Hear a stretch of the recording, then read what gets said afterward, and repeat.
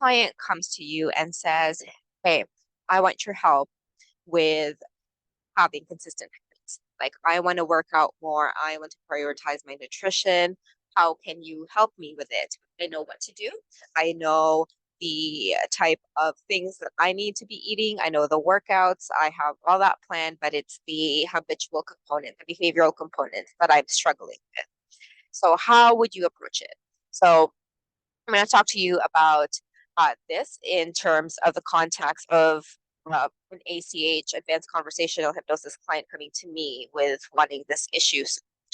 So if this person were to come in to my session and they were saying, oh my God, Fritz, like every time I try to do something, I'm very inconsistent. I get mad at myself because I just fall off the wagon and don't come back for a very long time. I just want to be able to stick to something, even though even if it's not every day, but 3 to 5 times a week, but I just can't do it. How would I approach this session? Where would I go first? And so in ACH sessions, we always start with what's the problem, right? What is the problem? And then, for example, they say that, right? Conscious conclusions of why they're not consistent.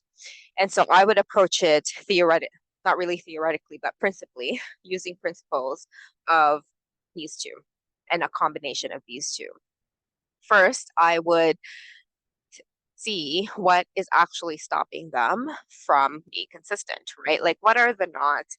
What are the stories they're telling themselves? What are the different conflicts, the confusion, the conclusions, the beliefs, the excuses and stories that they're telling themselves with regards to getting exactly what they want? Could approach it that way. And then we could also approach it in the ways of intrinsic motivation. Why do they want to do this, right? And for the most part, it's going to be a mix of both. Like, not 50-50. Some clients are going to want to or are going to need, 30% intrinsic motivation, 70% they need to deal with the shit, the excuses, the beliefs that are going on in their minds. But really, the point of it kind of the point of this is approaching the sessions with curiosity and never assuming or never pre-planning how I'm going to do this. Even though I have two different approaches, I'm not going to say, okay, so I think before the session, this client is going to need 50% motivation and 50% exploration, right? Or investigation. Never ever doing it. How I'm going to approach it is that I ask a question, what's the problem? They answer. Based on their answer, I will ask the next question and back and forth with that. They answer again, I ask the next question again and again and again. And this is exactly what we teach inside advanced conversational hypnosis trainings, getting really mechanical at taking whatever our client gives us, using that to stimulate the next question instead of having 10 questions and being 5 steps ahead when our client is still here at the present moment.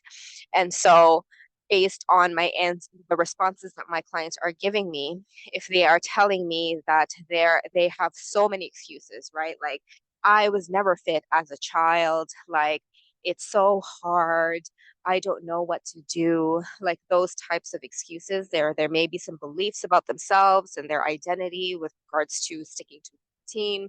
If their responses are more of that nature, then definitely going through the investigatory phase. But if if I get an intuitive sensation that they just need to be motivated, they know what to do, they are very much aware of the excuses that they're making, then we would go through more of the intrinsic motivation. So like, why do you want to work out anyways? Like, what are you doing this for? Who are you doing this for? And approaching the session that way. And again, this really just depends on the person and what the feedback is after every question I ask.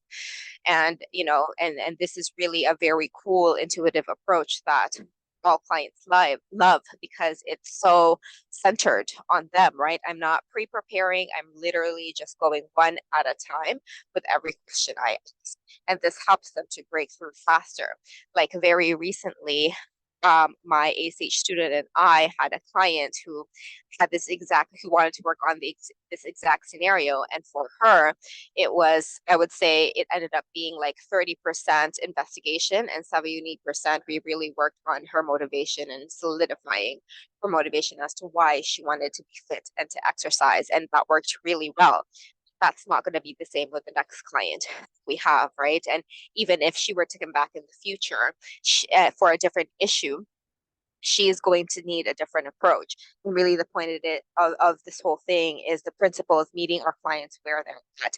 So, if we want to help our clients to really maintain and sustain a habit that they want for their life, or to even stop habits that are regressing them from their goals, then taking an intuitive meet your client where they're at approach, where what we're doing is really listening to the answer they give us, and based on that answer, formulating our question, and based on the answer from that question, formulating the next question. And instead of being 5 steps ahead and having 5 different questions when we're really missing the juicy information that they're giving us right now based on the response that they have right now.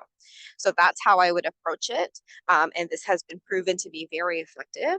And one of our clients that I talked about, she pretty much said what she was going to do. Like within the session, she said that I'm going to join the gym this time, and she did exactly that right after, and she's been doing well. So it's a very, very easy, actually, stupidly easy and simple approach.